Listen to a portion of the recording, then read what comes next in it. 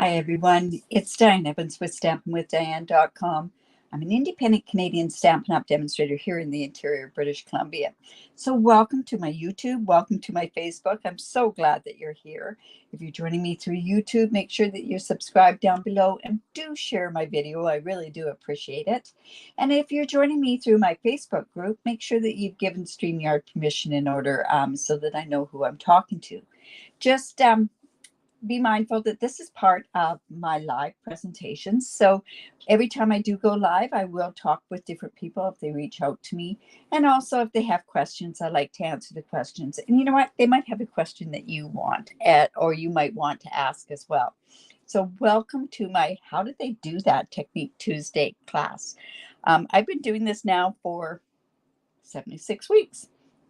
This will be the 77th week. I know it's over about a year and a half now that I've been doing this. And I love the fact that Kathy went and suggested this.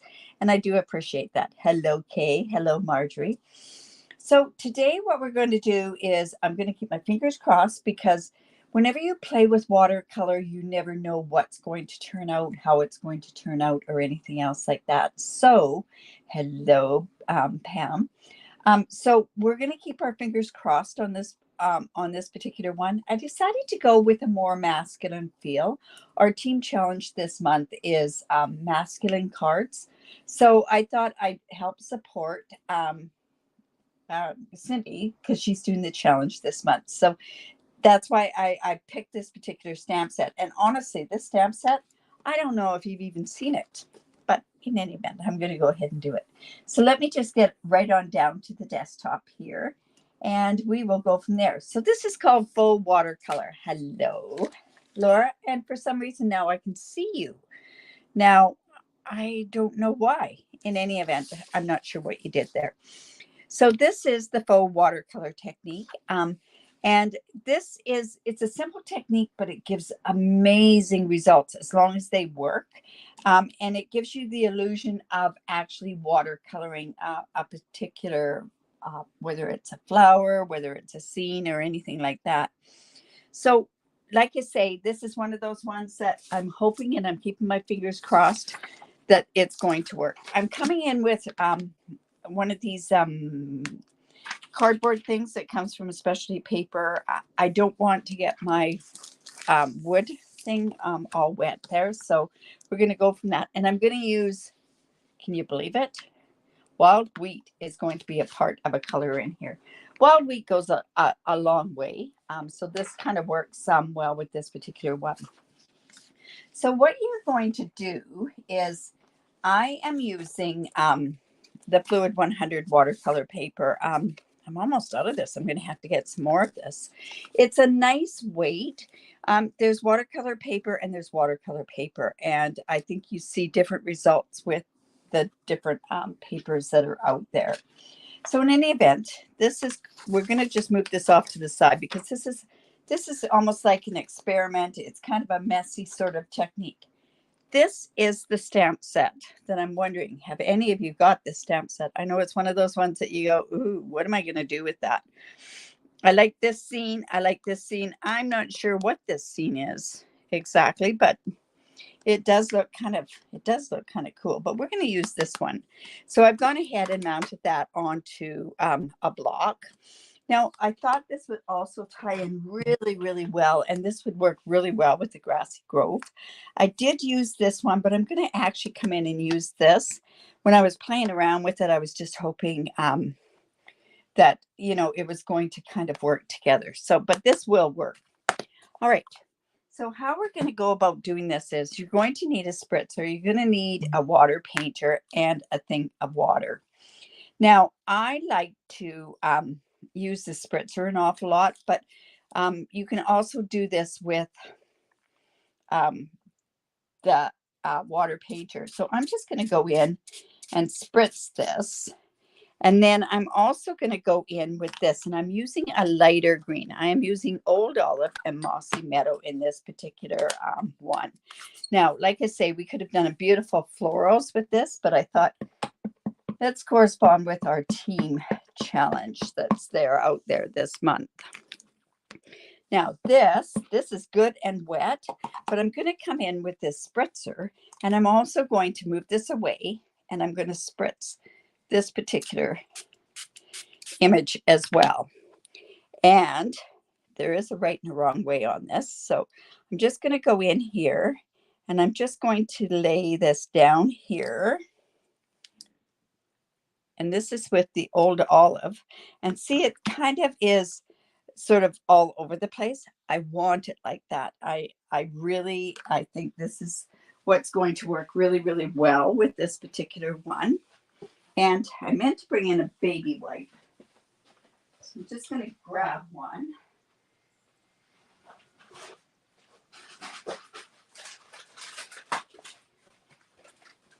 Because this is a messy technique. If you don't like mess, it's one of those ones that you may get a little upset with it. Now, if this wasn't spreading enough, I could spritz it some more. I could do something like that. But what I kind of want is kind of like a wash on the back. So I'm actually going to come in and I'm going to spritz this just a bit more. And see, it's going to kind of just wash out. I just want this color. I don't want any real images on there. Now your heat tool is going to be a friend of yours, and no, we're not embossing, so it's all good, right? So I do have it on plastic, so we're going to have to be careful when I heat emboss this. I just want to dry it is all I'm doing. And I mean, I could wait and let it dry naturally, but we'd be here for a couple of hours, or well, we wouldn't be here for a couple of hours, but we definitely would be here for a bit longer. Now, if you also want to, what you could do is you can come in and you can dab up some of this color, but you can kind of see that see how it kind of looks like it's like I've done a watercolor wash. It's kind of what that's like. Now I'm going to come back in with this stamp set, and I'm going to use Mossy Meadow. So I'm coming in with a darker one, and you really can see an awful lot of the different images. This is a distinctive stamp. We're going to go back in again. We're going to spritz this again. And we're going to spritz this as well. Now, and then we're just going to come in like this and put this image back on here. And now we're starting to see a little more distinctive sort of look to it, right? So I'll just come in and dab that off. And then I also want to go and do some of that grass. Now, I'm thinking, should I do it with the lighter or the darker green? And I don't think it's going to hurt if I go with the lighter green. So let me just do this. I'm going to come in and spritz some more of that. Now, if you want, what you can do is you can turn around and use your aqua painter. Ooh, and that's got some speckles on there. And that's going to work okay. Just going to come in here and just put that on there and see how it's just sort of blending around there. And it just gives that look of watercoloring. Now, at this point, I could say I'm finished, but I really want to kind of put some of that wild wheat on there. So I'm just coming in actually with my re-inker. I'm just putting a dab there. Now I could also take some of this up from the stamp set, and I'm coming in with my aqua painter, and then let's just get that. We don't want it really that dark color. Hello, Sharon. Hello, Pam. So now what we're going to do is I'm just going to put some of this wild wheat in here, just to give where there's kind of a difference from the water to the land. So just a tiny bit like that. And see how that's now starting to look like watercolor.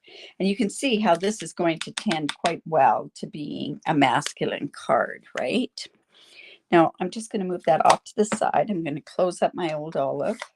And now what I'm going to really concentrate on is getting this dry. And then I'm just going to go back in with the ink again. So we just dry this up.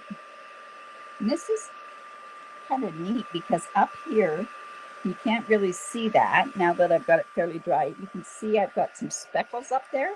And I kind of like that look. Now, like I say, no two are ever going to be the same. Let's go. And now I'm going to ink this up with Mossy Meadow.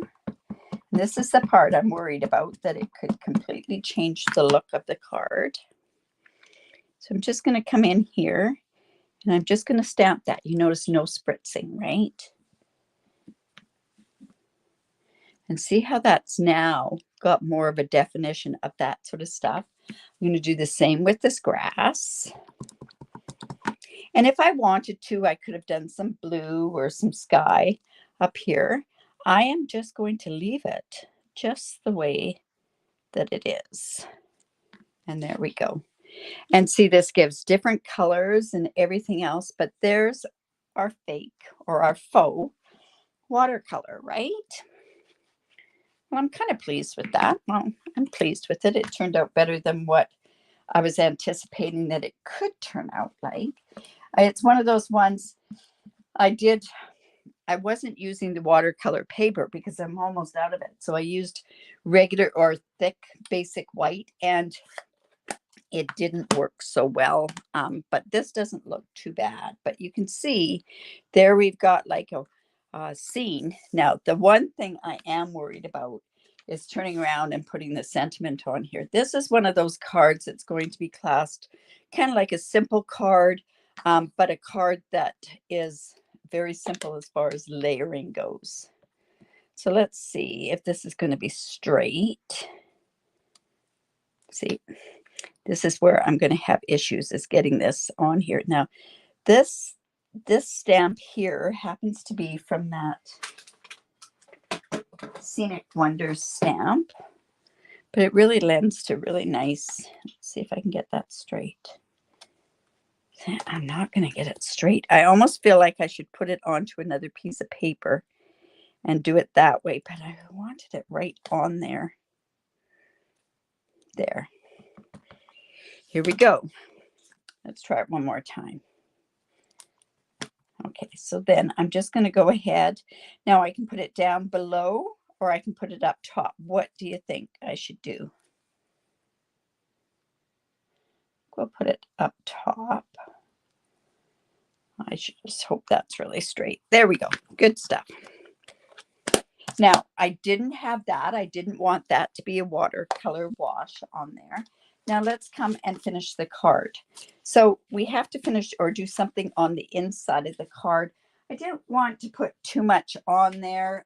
This isn't really conducive for doing it. This would be kind of cool on there, but I'm going to come in with that grass and that Mossy Meadow. I really like that from that Grassy Grove stamp set. You know, you forget about these stamp sets being around. Okay, so remember, this is down. This is another thing to remind yourself of when you do this, is that that's down. So that's going to give a look that's going to work okay there. And you could go have a beautiful birthday. So glad in this world with me. I don't know. I'm going to leave it that way. It gives you lots of room to write on. Now, I kind of think this piece is too big. Mind you, my width and my perception of size has all been off. That should be fixed very shortly. So let's go ahead, do this 3 3/4. It really isn't that far off by 5 inches. Yeah, see, it was just out by a little bit. So, okay. Now, again, I'm coming in with this wild wheat, and I think that kind of just brings that out. Like I say, a little bit of wild wheat goes a long way. Now, this is watercolor paper. Another way to straighten your watercolor paper out is to heat from the other side. But I lucked out. This is fairly straight. it didn't really warp too much. So I'll just go in. All right. There's lots of glue in here. Just stick that back in there. And we'll put this on our wild wheat. You know what? I can take this rest of this off. So shiny on there that, there we go. So what do you think of this faux watercolor?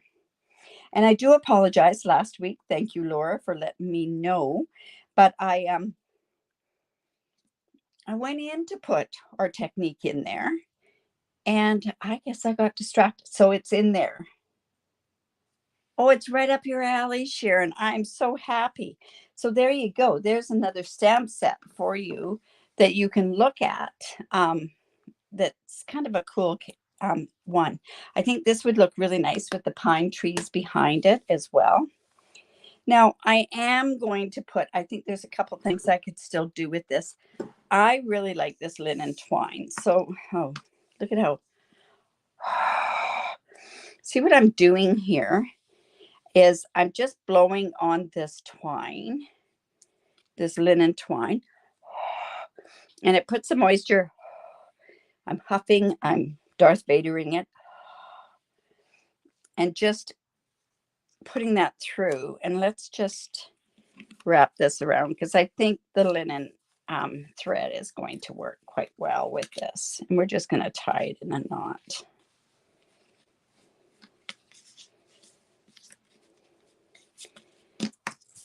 Okay. There we go. So if you like this, remember to give me the thumbs up, share my video. I really do appreciate it. It is one of the best forms that you could give me. Best form of a compliment. Boy, this has been one kind of a day. It's just been a real crazy day. Now, this is really loose. And I'm going to say I did that purposely, but I really didn't. Let's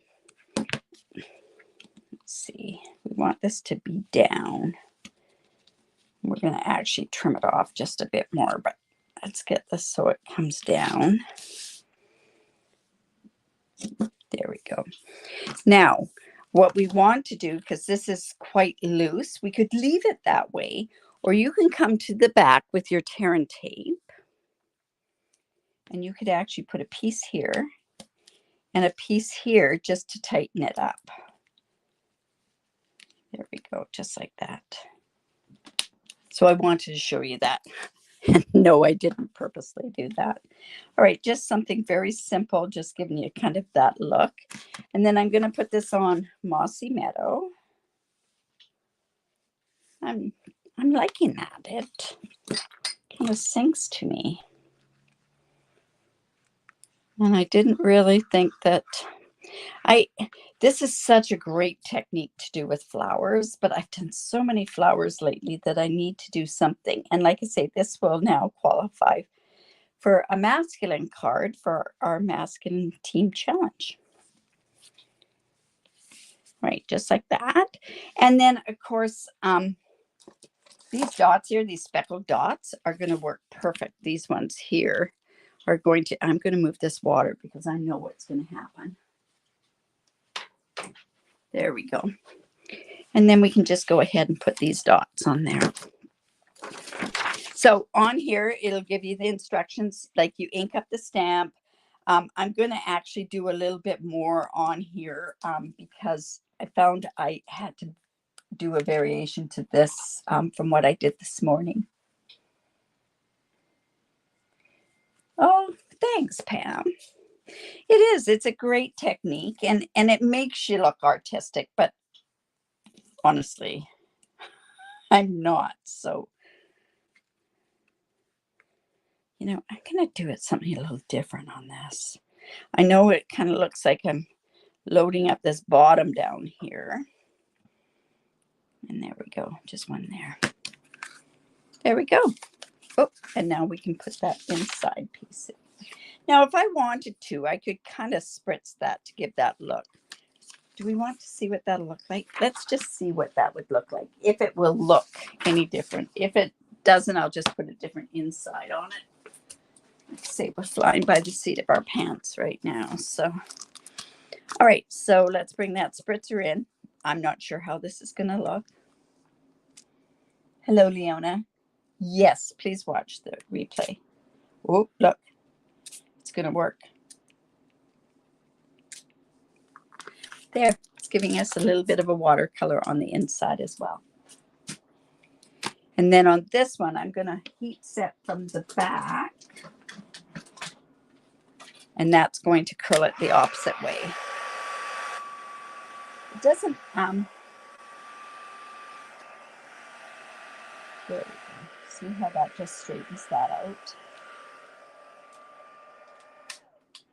All right. So just put that right in the inside there. But that kind of gives that same watercolor look in there as well. So like I say, if you like that, give me the thumbs up, share my video. Do appreciate this. This will be on a blog. Ooh, I don't even know. I think it's the third Thursday of the month. I'm so far behind on all my different posts that I've got to do. Anyways, there we go. Faux watercolor. So this will post. Wow. Let's keep our fingers crossed that it's going to post at 3 o'clock tomorrow. The technique will post there. I'll have the picture there. I'll have the video link there as well. And I'll give you just the minimum supplies that are used on here. A lot of people just ask me, well, what kind of ink did you use on there? And then that way I can show you what kinds of ink that I used on there. So I hope you enjoyed that.